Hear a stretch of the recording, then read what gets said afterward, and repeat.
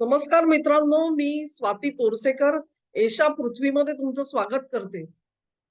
या व्हिडिओचं शीर्षकच आहे पोप म्हणतात अहो मला पण ब्रिक्स मध्ये घ्या. अ, ही पाळी कशी आली पोपवरती? पोप ही जी व्यक्ती आहे ती आपल्याला माहिती आहे की व्हॅटिकन सिटीचे ते प्रमुख असतात म्हणजे राजकीय दृष्ट्या एकच हा रिलिजन आहे असं आपण म्हणू शकतो की ज्याच्यामध्ये एका शहराला एका राष्ट्राचं स्वरूप दिलं गेलं आणि मग पोप जिथे जिथे जातात त्यांना राष्ट्रप्रमुख म्हणून गौरवलं जातं, त्यांचा सन्मान होतो आणि एक राजशिष्टाचार म्हणून त्यांचं स्वागत वेगवेगळ्या देशामध्ये होत असतं. आणि ह्याला जोडूनच हे पोप महाशय हे जागतिक हालचालींवरती, घटनांवरती अनेकदा आपल्याला भाष्य करताना दिसतात. त्यांचा मूळ उद्देश जो आहे तो त्यांच्या धर्माचे सर्वश्रेष्ठ गुरु आणि प्रमुख म्हणून ते संपूर्ण त्याचं जे व्यवस्थापन आहे त्याचा आढावा घेत असतात आणि त्याला मार्गदर्शन करत असतात. परंतु ते करत असतानाच जगामध्ये ज्या घडामोडी घडतात त्याच्यापासून व्हॅटिकनचं प्रशासन असेल किंवा पोप महाशय हे दूर असतात असं नाहीये. अगदी आजच्या काळामध्ये सुद्धा युक्रेनचं युद्ध झालं. त्या युक्रेनच्या युद्धावरती सुद्धा पोप यांनी भाष्य केलेलं तुम्हाला दिसेल. एका बाजूला त्यांनी जरूर म्हटलं, की हे जे युद्ध आहे, ते चिथावणी दिल्यामुळे झालेलं आहे आणि अर्थातच ही चिथावणी जी आहे ती युक्रेनमध्ये नेटोची व्याप्ती वाढवतो. अ, अशा घोषणा केल्यामुळे ही चिथावणी मिळाली असावी, अशा पद्धतीचं वक्तव्य त्यांनी केलं होतं आणि त्याच जोडीला रशियन सैन्याने तिथे जे अत्याचार आणि जुलूम केले, त्याच्या विरोधात सुद्धा पोप यांनी आपलं मत व्यक्त केलेलं होतं. तर अशा पद्धतीचं पोप हे एक व्यक्तिमत्व आहे. आपण भारतीय आहोत, आपल्याला माहिती आहे, की इंग्रजांची सत्ता या देशामध्ये होती तेव्हापासूनच धर्मांतराचं एक सत्र इथे चालवलं गेलं. अर्थात मुसलमानांनी जितक्या हिरिरीने आणि निर्दयपणे ते राबवलं तसं ख्रिश्चनांनी इथे राबवलेलं आपल्याला निदान ब्रिटिशांच्या अंमलामध्ये झालेलं तसं दिसलं नाही. जुलूम अत्याचार करून हिंदूंचं धर्मांतर झालं असं आपल्याला त्या काळामध्ये तरी म्हणता येत नाही. परंतु स्वातंत्र्य मिळाल्यानंतर मात्र ही जी धर्मांतराची वाटचाल आहे, ती मात्र वाकड्या पायाने झालेली आपल्याला दिसते. आणि त्याचंच जे प्रत्यंतर आहे ते ईशान्य भारतामधले जे राज्य आहेत तिथे आपण बघितलं आणि तिथली संपूर्ण प्रजा त्यांनी जवळपास संपूर्ण प्रजा ही धर्मांतरित केल्यामुळे तिकडची जी राज्य आहेत त्याच्यामध्ये एक प्रकारचा अलिप्ततावाद आणि फुटीरतावादी चळवळी अ, ह्यांना कसा बढावा मिळाला, उत्तेजन मिळालं याचा एक वस्तुपाठ आपण गेल्या 70 वर्षामध्ये बघितलेला आहे. आता तिथून त्याच्या नंतर या धर्माने भारताच्या अन्य राज्यांमध्ये सुद्धा आपले पाय पसरायला सुरुवात केलेली होती. आणि मग त्याच्याही अगोदर ते करत नव्हते असं नाही. परंतु एक आक्रमक पद्धतीने त्यांनी जे प्रयत्न चालवले त्याच्यामध्ये होता तो अर्थात आंध्र म्हणजेच पूर्वीचा आंध्र ज्याच्यामध्ये आज तेलंगणाचा पण समावेश होतो. केरळमध्ये असेल, तामिळनाडूमध्ये असेल, ओरिसामध्ये असेल, जिथे जिथे आदिवासी पट्टा जिथे आहे, मग तो ओरिसाचा भाग असो, पूर्वीच्या मध्य प्रदेशचा किंवा आत्ताचा छत्तीसगडचा भाग असेल, महाराष्ट्रामधला आदिवासी पट्टा असेल, गुजरातमधला आदिवासी पट्टा असेल, या सर्व ठिकाणी अतिशय सातत्याने आणि चिकाटीने त्यांनी धर्मांतराचे जे काम आहे, ते नेटाने पुढे नेलेलं दिसतं आपल्याला आणि याचंच लोण जे आहे, ते आजच्या घडीला पंजाबमध्ये सुद्धा पसरलेलं तुम्हाला दिसेल. तेव्हा अशा प्रकारे एक आपण झारखंडमध्ये सुद्धा तुम्हाला हे दिसून येईल. तेव्हा एक प्रकारे धर्मांतराचा अवलंब करायचा आणि आपल्या धर्माची जनसंख्या वाढवायची. ती वाढल्यानंतर मग तिथे राजकीय मागण्यांना सुरुवात होते आणि मग तोपर्यंत चर्च जे असतं ते राजकारणापासून दूर असतं. परंतु ते सजग असतं. ते राजकीय मागण्या करत नसतील, परंतु राजकारणाविषयीची जी जाण आहे ती ते आपल्या धर्म बांधवांना सतत देत असतात. अशा पद्धतीचा हा एक छोटासा इतिहास आहे. आणि तुम्हाला आठवत असेल की सध्याचे पोप नव्हे, त्यांच्या अगोदरचे असतील.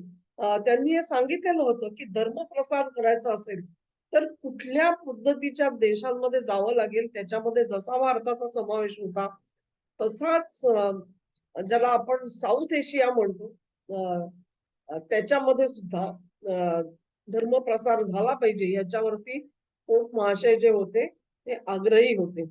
एकंदरीतच तुम्ही बघाल तर खरं सांगायचं झालं तर ज्याला आज ग्लोबल साउथ अशी संज्ञा प्राप्त झालेली आहे.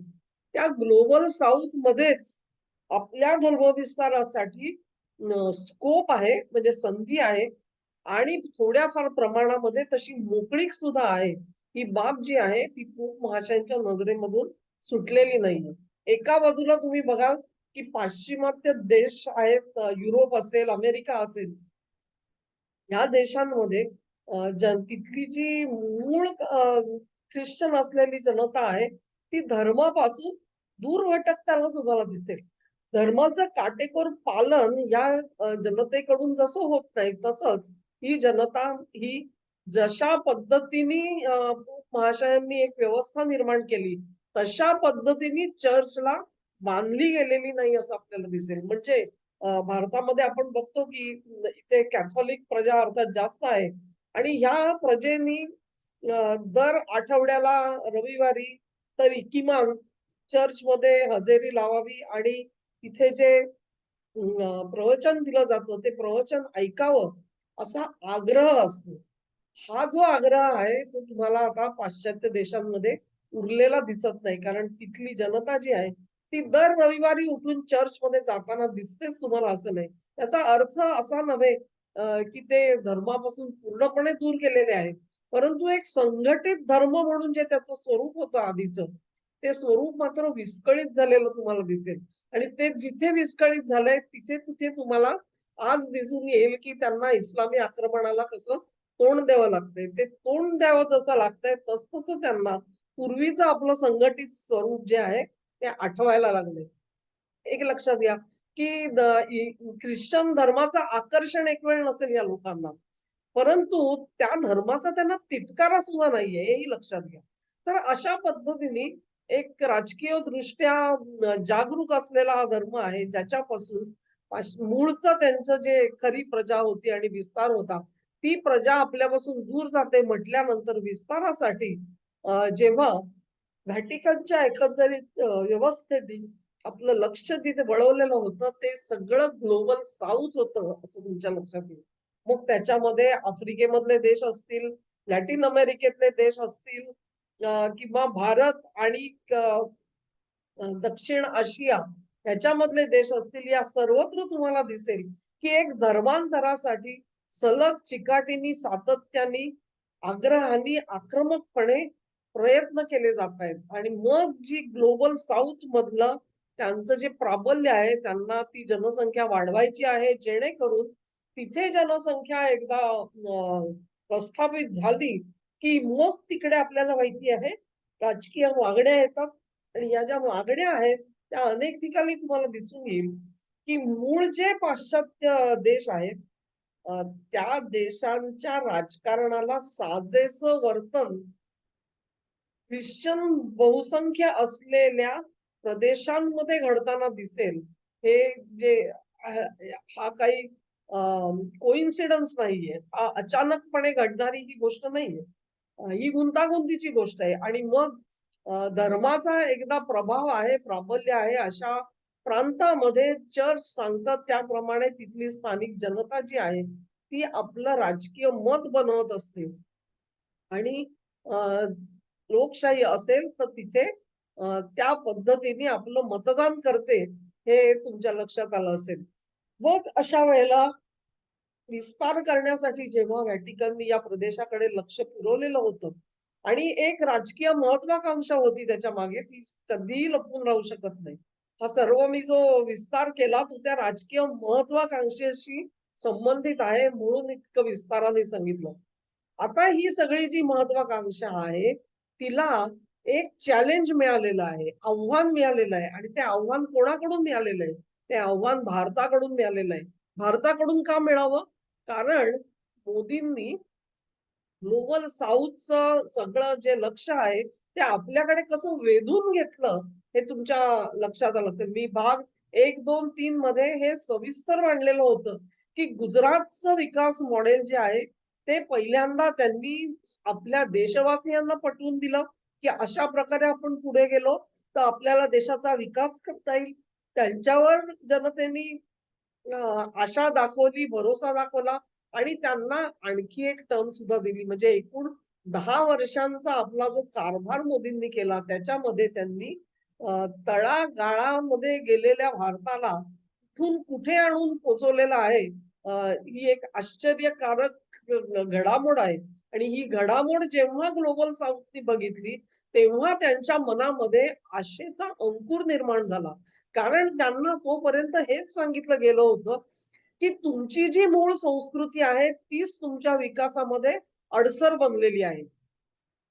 ती तुमच्या विकासामध्ये अडसर बनलेली आहे. तेव्हा तुम्ही धर्मांतर करा. तुम्ही धर्मांतर केलंत तर तुम्हाला ऊर्जितावस्था येईल.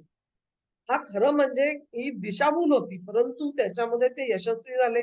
100 लोक जेव्हा धर्मांतर करतात, तेव्हा एखाद्या माणसाला कुठेतरी पाश्चात्य देशामध्ये जाऊन प्रस्थापित करणं आणि मग त्याच्याकडे बोटकट दाखवून म्हणणं, की बघा हा जसा प्रस्थापित झाला तसे तुम्ही सुद्धा होऊ शकता.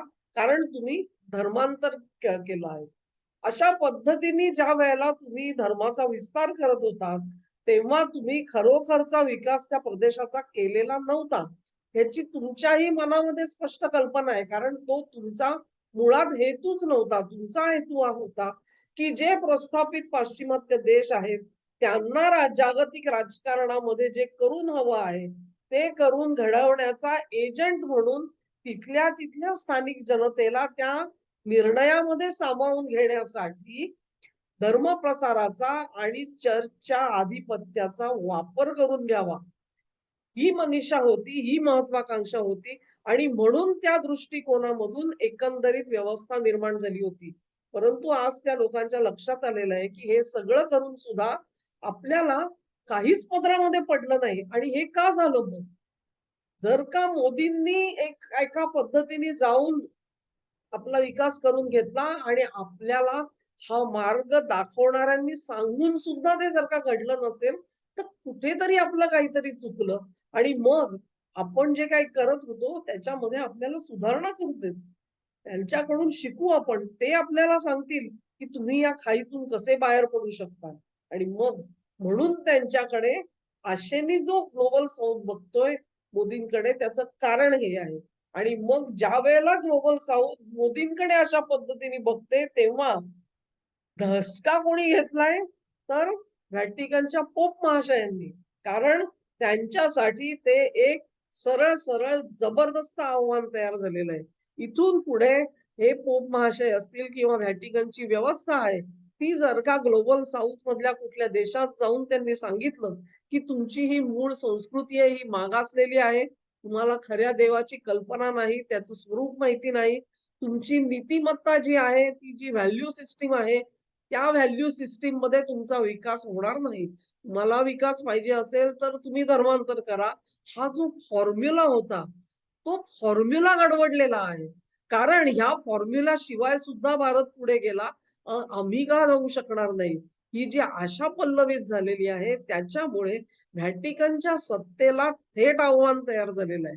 आणि म्हणून हे पोप महाशय जे आहेत, ते आज काय म्हणतात, की मला तर निरीक्षक म्हणून अन्यत्र सुद्धा बोलावलं जातं. युनोमध्ये सुद्धा मी निरीक्षक म्हणून असतो. मला ब्रिक्समध्ये सुद्धा बोलवा. आता ह्यांना ब्रिक्समध्ये येण्याची काय गरज आहे? ब्रिक्स ही जी संघटना आहे, ही केवळ आणि केवळ आर्थिक विषयांना बांधलेली संघटना आहे. त्याच्यामधून अन्य विषयांना हात लावला जात नाही. मग असं असून पोप महाशय तिथे येऊन नेमकं काय साध्य करू पाहतायत? तेव्हा त्यांना एक कळतं आहे, की ब्रिक्स ही जरी आर्थिक धोरणांना वाहून घेतलेली संघटना असेल आणि त्याची ती आज विस्तारित होताना दिसते. जवळ-जवळ 60 आफ्रिकन देश हे तिथे गेले आणि त्यांनी इच्छा व्यक्त केली, की आम्हालाही या सगळ्या संघटनेमध्ये घ्या. तेव्हा मग पोप यांच्या लक्षात आलं, की आता मी या प्रक्रियेपासून लांब राहिलो, तर माझा प्रभाव जो आहे, तो पूर्णपणे पुसला जाईल आणि म्हणून तो प्रभाव आपला कायम ठेवावा. म्हणून ह्या पोप महाशयांना ब्रिक्समध्ये येण्याची कल्पना आज सुचलेली तुम्हाला दिसेल. परंतु ती तेवढ्यापुरती मर्यादित नाहीये. लक्षात घ्या, मी गेल्या भागामध्ये तुम्हाला सांगितलं, की मोदी ती सगळी जडण-घडण कशी करणार आहे. ती जडण-घडण महत्वाची आहे आणि ती जडण-घडण हा फॉर्म्युला न वापरता, धर्मांतर न करता सुद्धा भारताने विकास कसा घडवून आणला, ह्याचं उत्तर त्या लोकांना नजरेच्या टप्प्यात दिसायला लागलंय आणि म्हणून त्यांचा मोदींवरती आज विश्वास बसलेला आहे. तो जो जडण-घडणीचा जो भाग आहे, त्याच्यावरती मी आणखी एक भाग करीन, जेणेकरून हा विषय जो आहे, तो अतिशय सोपा आणि तुम्हाला समजावा अशा पद्धतीने मांडता येईल. मित्रांनो, हा भाग तुम्हाला आवडला असेल अशी आशा करते. तुम्हाला आवडला असेल, तर जरूर मित्रपरिचितांबरोबर शेअर करा. या चॅनेलला सबस्क्राईब करा. बेल आयकॉन दाबा म्हणजे तुम्हाला नोटिफिकेशन येईल. व्हिडिओला लाईक करा म्हणजे तो अधिकाधिक प्रेक्षकांपर्यंत पोहोचवण्यासाठी तुम्ही स्वतः हातभार लावाल. धन्यवाद.